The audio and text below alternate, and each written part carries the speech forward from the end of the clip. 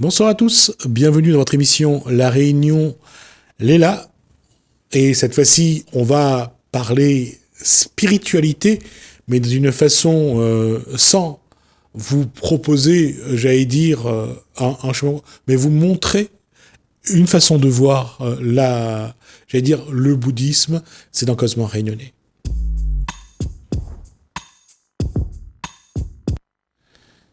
Jackie Ramaille, bonsoir. Bonjour, bonsoir. J'allais dire que quand on parle bouddhisme, on parle spiritualité. Mais quand on parle d'hindouisme, quand on parle d'autres religions, on dit religion. Qu'est-ce qui fait la différence entre le bouddhisme et les autres rites ou les autres religions? Au départ, on disait que le bouddhisme est une philosophie. Tout à fait. Le bouddhisme est une philosophie contenue d'une science. Donc la religion reste un petit peu archaïque, terre à terre. Je veux dire, si on se limite à la religiosité, on ne risque pas de développer du côté scientifique, on risque pas d'aller développer, de chercher les choses.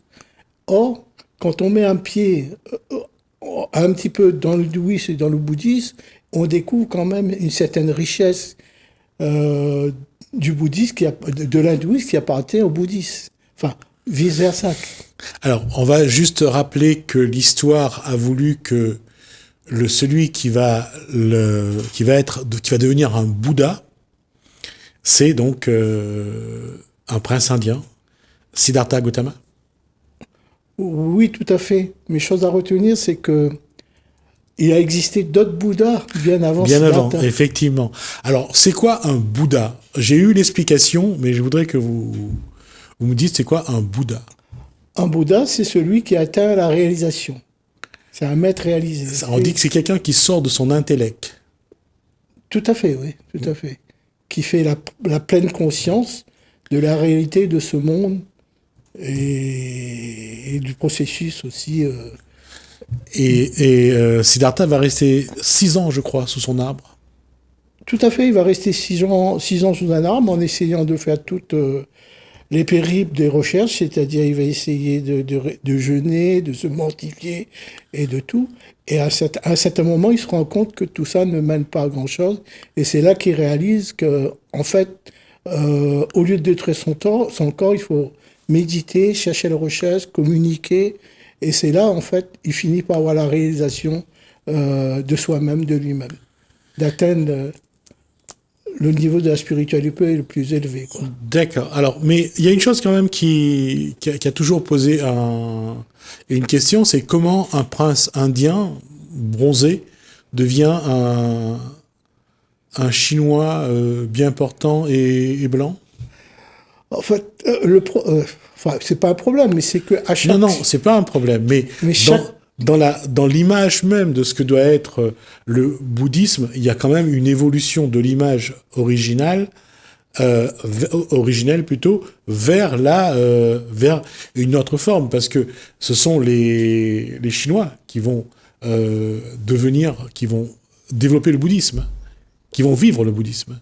oui et non, c'est que ce qu'il faut comprendre, c'est que Bouddha Siddhartha vient du nord de l'Inde, et dans le nord de l'Inde, il y avait une université qui s'appelait l'université Nalanda, où il y avait des milliers d'étudiants. Cette université était détruite par l'invasion musulmane, mais à savoir, c'est que cette université, ça se trouvait sur la route de la soie. Et il y avait beaucoup, beaucoup d'échanges dans cette école. Entre autres, les Chinois venaient aussi dans cette université. À savoir qu'à un certain moment, au Tibet, il y a eu un conflit et le roi du Tibet a fallu faire un concile pour savoir quel bouddhisme adapter. Est-ce qu'il fallait qu'il s'adapte au bouddhisme tibétain ou au bouddhisme chinois? Donc c'est là qu'il a demandé à l'un des plus grands moines bouddhistes indiens qui s'appelle Guru Padmasambhava de venir. Et c'est là que Guru Padmasambhava est venu au Tibet et a réussi à introduire le bouddhisme indien. Et j'allais dire, ce rapport de force qu'il y a eu entre le bouddhisme indien et le bouddhisme chinois, on va dire. On aurait pu parler de Lao Tse avec le taoïsme ou de Confucius également. Mais là encore, on est sur des postures de philosophie avec Lao Tse et Confucius. Oui, tout à fait. Mais comment différencier deux façons de penser finalement? C'est atteindre la réalisation à chaque fois, que ce soit dans le bouddhisme hindou ou dans le bouddhisme chinois. Tout à fait. Le but en soi-même suit. Mais la science ou la culture qui va derrière n'était pas la même. Donc c'est pour ça que ce roi, il a demandé à ce qu'il y ait un concile et que philosophiquement, les deux écoles se défendent. Et c'est comme ça que l'école de Guru Padma Sambhava a remporté le concile. Et c'est là que le bouddhisme indien a été adopté. Mais au fil du temps, c'est vrai. Tout à l'heure, vous me disiez le bouddhisme chinois. Mais je m'aperçois, moi, quand je fais des recherches, il m'a été très, très difficile de trouver une photo de Guru Padma Sambhava avec des traits indiens. Mais celui que j'ai, c'est celui qui se rapproche le plus. Alors, on va le montrer parce que je vais juste faire sourire parce que quelque part, pour ceux qui ont vu Gengis Khan avec l'acteur américain, j'essaye de retrouver son nom, mais j'ai pas. Vous voyez donc, il a des traits asiatiques et en même temps, il est basané. Donc, il y a quand même une forte, j'allais dire, opposition. Et pour ceux qui regardent, qui aimaient regarder Yul Brynner à la télé, quand il a joué dans Le Roi et moi, je crois, entre autres, où il a joué Gengis Khan également, il avait ces traits-là aussi. Il était, c'est quelqu'un qui était marqué un petit peu par cet aspect asiatique, même s'il n'était pas. Mais le fait d'avoir rasé son crâne, ça a joué en ce sens. Je comprends, parce que même si on regarde au niveau du Christ, on le voit comme un homme blanc aux yeux bleus. Oui, ça c'est vrai aussi. J'allais pas aborder cet aspect-là, mais c'est vrai que on a changé l'image. Je sais pas qui c'est qui a voulu à ce que Jésus-Christ mesure 2 mètres et soit un blond aux yeux bleus, alors qu'au départ c'est un petit juif basané pour l'histoire. Mais après la projection de soi-même, la projection de sa recherche, pour la conscience, ça ne pose pas de problème. C'est la philosophie qu'il y a derrière qui compte, pas l'image. Oui, la philosophie, oui, mais le problème, c'est que les gens ont besoin d'images. Tout à fait.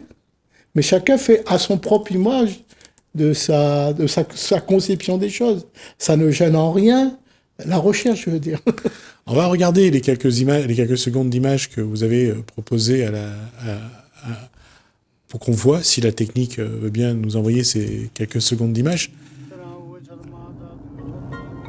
Le livre des morts tibétains décrit la dissolution de tout ce qui compose notre corps. La terre se dissout dans l'eau, l'eau dans le feu dans l'air et l'air dans la conscience. C'est à ce moment précis qu'on fait l'expérience d'une luminosité perçante, une pure lumière blanche. C'est la claire lumière qui provient du contact direct avec notre nature fondamentale. Ça, c'est une chose qui est importante, c'est que rien ne dure dans ce monde, Tout à fait. d'une part, mais il y a une chose qui va durer. Certains appellent ça, je ne sais pas si vous l'avez vu, il y en a qui sont allés jusqu'au samadhi. Le samadhi, je ne sais pas si vous avez vu ça. La conscience, elle va continuer à exister. Tout à fait. La conscience, c'est quelque chose d'immortel. Et on possède tous une conscience. Donc, il y a un grand neurologue qui a débattu là-dessus.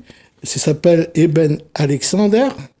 Il a fait une expérience imminente de la mort. Une expérience de mort imminente. De mort imminente. Ouais. Et il explique, pour la première fois hier soir, je savais cette anecdote, mais jamais visualisé. Hier soir, j'ai pris le temps qu'il fallait pour visualiser son discours. Mais c'est énorme. C'est exactement ce que Guru Padmasambhava nous présente, nous montre cette science qui a été cachée d'ailleurs pendant pas mal d'années et qui a été retrouvée parce qu'il a caché des termas, ce qu'on appelle des termas, c'est-à-dire des enseignements cachés à droite et à gauche. Et c'est comme ça, Eric Hurst, un Anglais, avait découvert ça aussi, cette science-là, et c'était le premier Européen qui a emmené cette science-là en Europe. Après, il y a eu des multitudes d'écritures sur cette science-là. Moi, ce qui m'a mené à ça, c'est que quand j'ai découvert ça, je me suis mesuré un petit peu avec nos cérémoniales indiens, qui est très, très archaïque, très difficile. On parle de sati. Comment ? On parle de sati pour la mort. De sati pour la mort. C'est-à-dire brûler. Oui, aussi. Mais le problème, c'est qu'à La Réunion, on n'a pas pu continuer par rapport aux engagistes, par rapport à machin. Il y a eu une rupture de nos anciennes traditions. Donc, on a fallu faire des simulacres à La Réunion. C'est-à-dire, on pouvait pas brûler nos morts à La Réunion. Donc, nos cérémonies n'étaient pas, on ne pouvait pas les faire. on n'allait pas jusqu'au bout. On n'allait pas jusqu'au bout. Donc, on était obligé de projeter ça plus tard. Et quand on a eu la possibilité de le faire, on a fait des simulacres 1 an, 1 jour après. Le Kalmadi ? Le Kalmadi, voilà, exactement. Mais qui est très archaïque et qui n'est plus adapté à la société d'aujourd'hui. Oui, mais aujourd'hui, dans ce que on peut voir parfois sur des médias nationaux, on propose de ne plus enterrer les morts, on propose que ces personnes qui sont décédées fertilisent la terre, par exemple. Tout à fait, oui. C'est une réponse, hein. C'est-à-dire qu'il y a beaucoup de propositions aujourd'hui. Chacun voit la mort d'une certaine façon. Il y a ceux qui veulent cryogéniser les personnes décédées pour les faire revenir après. Ça vous fait sourire. Vous n'y croyez pas, en tout cas, ça c'est clair. Si, j'y crois, mais la science, il faudra encore des milliers d'années de science avant qu'on arrive à le faire, ça. D'accord. En fait, cryogéniser, c'est juste congeler le corps en attendant qu'on trouve un remède pour faire revenir la personne. Chacun a ses croyances. Il y a eu des cas en France, y compris à La Réunion d'ailleurs, de personnes qui souhaitaient congeler leur personne disparue en attendant une possible résurrection. Oui, mais le problème qui se pose, c'est que dans les organes du corps, ne subit pas de la même façon, le foie ou le cerveau, la congélation. La congélation à un certain degré détruit les neurones. Ouais. Donc, dire qu'on pourra remettre... Mais la mort reste quand même reste, comme vous le voyez sur l'image, là sur le plan large, de ce tableau qui est sur le plateau, la mort, ça reste un mystère quand même. Oui, ça reste un mystère parce qu'on s'en éloigne. On en a peur, mais je veux dire, dans la vie, il y a des moments dans la vie où des anecdotes qui nous arrivent ou des accidents qui nous poussent à se poser des questions et se dire, attends, il y a quelque chose, la vie ne peut pas s'arrêter à là, il y a quelque chose de plus grand ou de machin à expérimenter. Et c'est là qu'on se met à étudier et s'y expérimenter. Par exemple, le tableau, c'est un artiste qui l'a fait. Moi, je lui ai imposé un procédé selon l'anecdote que vous avez vue, ouais. Mais il m'a raconté que lui, il avait fait cette expérience. À ce moment-là, je lui ai dit, écoute, voilà, maintenant, je te laisse exprimer artistiquement ce que c'est la mort. Ce que c'est la mort. Et là, il a exprimé de sa façon. Pour une fois, je lui ai laissé exprimer dans son machin artistique la mort. Par exemple, là, vous voyez le tunnel de la mort. L'individu avec l'œil de Shiva m'a surpris. Non, en fait, là, ça exprime le clair-lumière, la clair-lumière, c'est-à-dire l'injection de la conscience. Ah, d'accord. Moi, je croyais que c'était l'œil de Shiva. Non, c'est la clair-lumière qui est exprimée. D'ailleurs, j'invite les gens à lire des enseignements. Dans un enseignement du Dalai Lama, vaincre la vie pour avoir une meilleure mort. Il y a des écrits qui existent. Il y a une multitude d'écrits qui existent sur le Bardo Todol, c'est-à-dire la science de la mort du bouddhisme, mais il faut pas se laisser tromper. Je veux dire, il faut aller. Moi, parmi les dizaines ou à une cinquantaine que j'ai décrit là-dessus, j'ai constaté que l'écriture, l'interprétation du Dalai Lama est beaucoup plus simple, plus profond et assez simple à comprendre, quoi. Mais il y a quand même une situation, c'est que la mort reste, pour beaucoup, la fin, le corps qui se détruit, le corps qui part en lambeaux, qui pourrit. Ce sont des images qui restent. Et que ce soit la résurrection, que ce soit la réincarnation, ce n'est pas quelque chose que les gens, j'allais dire, conceptualisent facilement. Oui, mais ce qu'il faut bien comprendre, c'est que, comme disait le Dalai Lama, qu'est-ce qui fait qu'un corps est vivant, qui pourrait pas? C'est parce que il est animé à travers la conscience. Il y a une conscience de vie qui lui donne vie. Mais une fois cette conscience, elle a été éjectée ou réincarnée ou projetée dans un autre au-delà, ben ce corps finit par pourrir. C'est comme toute chose de la vie. Mais dans ce cas, cet objectif de dire que seule la conscience, l'âme, va survivre, c'est totalement dématérialisé. Est-ce que ça, c'est ce qui attend vraiment les personnes qui meurent? Est-ce qu'il y a une réincarnation? Est-ce qu'il y a une résurrection? Il y a beaucoup de questions aujourd'hui que les gens se posent et les réponses ne sont pas simples.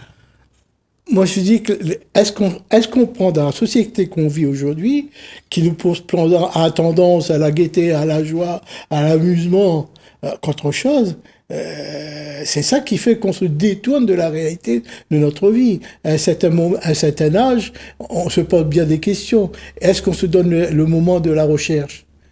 C'est ça aussi. Est-ce que nos rituels ou ceux qui sont censés de nous enseigner, est-ce qu'ils sont à la hauteur de nous enseigner? D'accord. C'est la question qui se pose dans l'hindouisme aujourd'hui. Tout le monde est brahmane, tout le monde est prêtre, tout le monde est swami, mais quand on creuse un peu, quand on pose les questions, ben des fois ça les ennuie un petit peu, pour ne pas dire d'autres mots. Et puis, quelle que soit la religion, l'hindouisme ou d'autres religions, on voit qu'aujourd'hui, il y a un souci sur ce qui est vrai, la vérité, la philosophie. On se rend compte que l'être humain n'est pas à la hauteur de ce qu'il veut faire croire. Bien souvent, hélas, oui, effectivement. Pour vous donner un exemple, par exemple, là qui me vient à l'esprit, un musulman, ça lui pose pas de problème que son corps vienne à la mosquée pendant un contre-cours. Un chrétien, ça lui pose pas de problème que le cercueil vienne devant l'autel. L'hindouisme, chez nous en tout cas, il n'en est pas question. En aucun moment.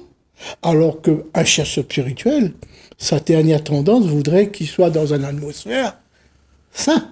Tout à fait, mais c'est que l'individu, dans sa religion, dans les rites qu'il pratique, ne connaît pas, malheureusement souvent, ne connaît pas vraiment ce qu'il doit savoir de ce qu'il doit apprendre de sa religion, et parfois il pratique des rites qui est même contraire à ce qu'il veut. Ah, tout à fait. Par exemple, là vous avez touché quelque chose de très important, parce que par exemple vous avez certaines prières, certains mantras qui étaient réservés à une certaine élite de l'Inde, mais qui est divulgué maintenant dans tous les temples. Par exemple, vous avez des prières qui ne doivent pas être prononcées dans des temples où on fait des sacrifices. Alors qu'aujourd'hui, tout le monde joue à la brahmanisation, tout le monde fait n'importe quoi, n'importe comment, et sans vraiment savoir, des fois, le fondement de ce qu'on est en train de faire. Moi-même, il est arrivé dans un moment de ma vie où j'avais le choix. apprendre le tamoul, le sanskrit, ou rester dans le français et l'anglais. Mon maître, il m'a dit, écoute, vaut mieux, c'est pour ne pas faire comme tous les autres, et réciter des livres et des livres, ne pas savoir ce que tu es en train de dire, autant mieux tu restes dans le français et un peu dans l'anglais. Et 30 ans après qu'il m'a dit ça, je me rends compte qu'aujourd'hui, j'ai autant de savoir que quelqu'un qui récite des mantras à longueur de journée. Oui, et puis c'est quelque chose aussi j'allais dire, qui est vrai dans toute religion. C'est ces gens qui viennent faire leur prière de manière mécanique, sans émotion, sans rien, parce que à un moment donné, à force de répéter toujours les mêmes, que ce soit les mantras, que ce soit les prières, ça n'a plus de valeur. Tout à fait. Vous avez bien raison, vous touchez une corde très sensible qui n'arrête pas d'être dit par mon maître, je ne citerai pas de nom pour ne pas faire de publicité. Et c'est vrai, moi-même, j'ai fait une prière qui contient 1008 noms de la déesse tous les jours, et ça faisait pas mal d'années à un moment donné, j'ai dit, mais quand j'avais fait la prière, je me disais, mais combien de fois tu as pensé à la mère divine là-dedans? Ouais, exactement. Donc ça montre bien que il y a une remise en cause dans notre façon de concevoir, d'avoir une vision de la religion ou de la philosophie bouddhiste, mais il y a aussi une question que on est en droit de se poser. Est-ce qu'on y croit vraiment à ce qu'on fait? Parce que à un moment ou un autre, ça devient mécanique, ça devient automatique. On dit les choses sans penser, sans émotion, sans passion. Et qu'est-ce qui reste de la prière? Qu'est-ce qui reste d'un mantra? Tout à fait. Bon, je pourrais vous citer plusieurs exemples de manifestations quand on est dans la réalité, mais je ne veux pas non plus m'attirer de quoi que ce soit. Mais il y a moi, j'ai vécu des expériences. J'ai vécu des expériences qui fait, quand j'ai eu des doutes, on m'a montré, ça a fait que j'ai eu des expériences qui disaient, t'es pas dans le doute. Parce que je me suis posé les questions comme vous. À certains moments, je fais des rituels tous les jours. Il m'est arrivé un jour de me dire, mais à quoi ça sert tout ça? Me sacrifier 1 heure, 2 heures par jour, et ça mène à quoi? Et j'ai donné un exemple sur quelqu'un d'autre qui avait rien à voir, un gendarme qui a donné sa vie. Et à ce moment-là, j'ai eu... La question, elle revient, et on va laisser le dernier mot à Descartes. Je doute, donc je suis. Je pense, donc je suis. On verra avec Jackie Ramaille la prochaine fois qu'on échangera un petit peu comment on peut aller plus loin dans cette, pas introspection, mais dans ce questionnement à soi-même. Qu'est-ce que cela représente? Parce que c'est tout là notre équation. Quelle est la valeur de ce à quoi on croit? Et surtout aujourd'hui, après cette longue période de Covid et de contexte sanitaire. Merci, Jackie Ramaille, pour cet échange et ces éléments que vous nous avez apportés. On reverra la prochaine fois pour continuer. On arrive à la fin de notre échange. Merci à vous. Merci. On va faire une pause et on se retrouve juste après.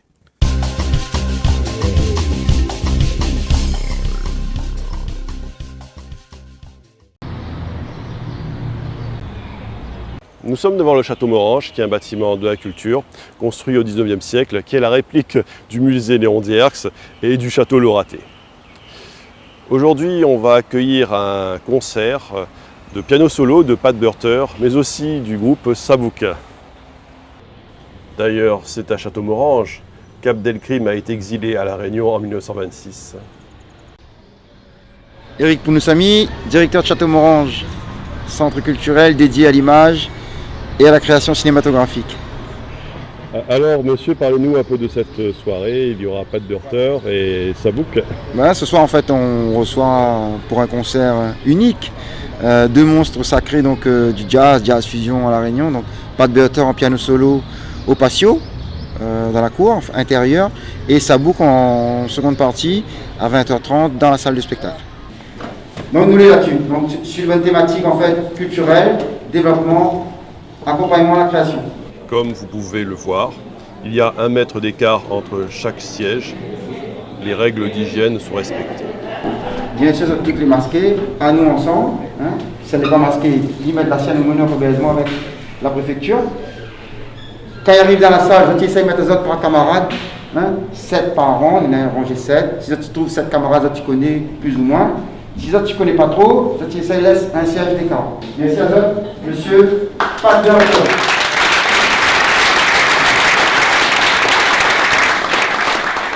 Pas de heurteur, mon ami, comment tu vas? Ça va très bien. Tu n'as pas trop le trac là Non, j'ai pas le trac. Je me suis préparé pour cette prestation de performance au piano solo. Voilà. Ouais.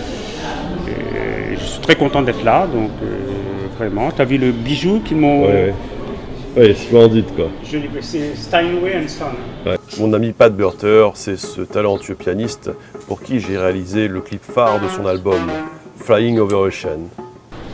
Je vais commencer avec une composition qui s'intitule Fly Over Ocean, qui est sur mon album que j'ai fait le 16 octobre, c'est ça, hein, ça va changer, 2020.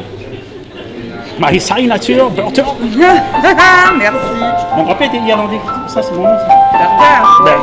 Super.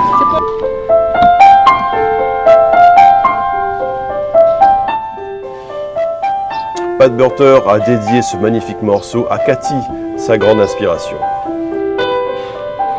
Et c'est un grand moment de belle musique avec un gros travail derrière, aussi bien une préparation mentale que instrumentale, physique. Et on va se régaler, vraiment, on va se régaler ce soir.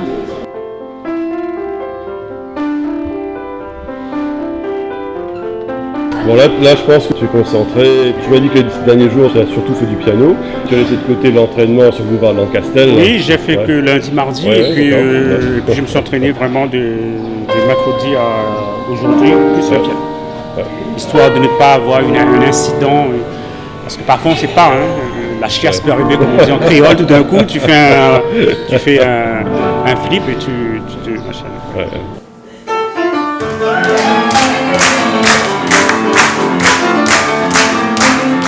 Comme vous pouvez le constater, Pat Burter a un répertoire qui va du Sega au jazz, en passant par la musique classique. Et ce soir, il va faire sa propre interprétation de l'hymne à la joie de Beethoven. Et il me semble que cela clôturera le concert. Non, tu n'aimeras pas par l'hymne à la joie, je pense qu'elle doit être 1, 2, 3, ou troisième, voilà. L'hymne à la joie de Beethoven, remanié et réharmonisé en fait. En fait, je ne vais pas jouer du classique pur, je laisse ça aux puristes. Je prends que des fragments de ce qui est et puis je réharmonise. C'est mieux ainsi. Avant tout, je suis un pianiste de jazz.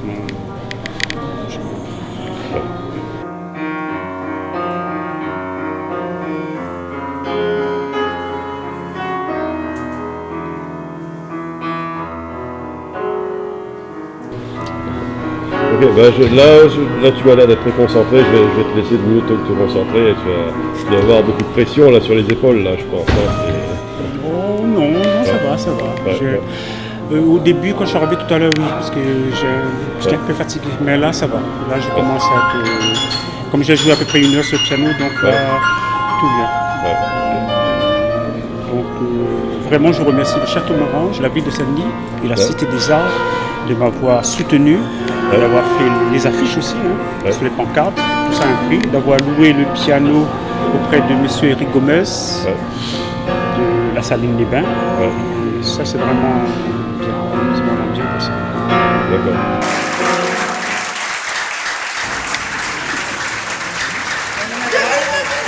Nous sommes à Château-Morange avec Bibic. Alors Bibic, que ça vous pense de l'événement, du piano solo, du Pat Burter, du groupe Sabouk et tout ça. Je crois que Sabouk, ça allait à connaissance à vous ça? Oui, en fin de compte, depuis tant d'années qu'il était bonnement fait comme ça, en fin de compte, ça la musique à Réunion, ça ne peut pas oublier. La multi-pat burger, comme il dit. Ah, mais pas trop prononcé. Pat burger. Voilà.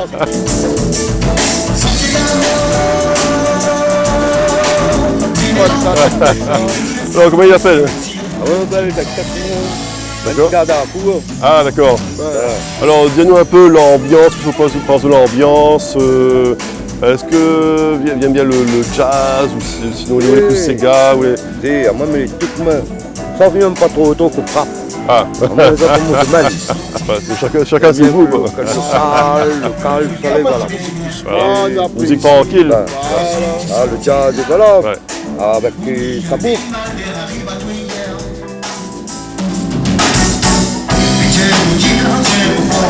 L'ambiance. L'ambiance, tout ça. Ah ben il faut vous péter. Après tant d'années, de toute façon, il fait tellement longtemps. N'a pas encore apprécié la musique, n'a pas encore sorti. Ah, il était tellement fermé par rapport au Covid, ben là faut vous péter. Larguer là. Truc comme là, faut. Mettre à nous dedans, mettre à nous dedans. Il fait tellement longtemps d'attendre ça, ben donc là quand on est là, ben là pour le choix, faut péter. Ah ben, et ben, là pour le choix, faut péter. Oui, nous on va voir comment il est l'ambiance.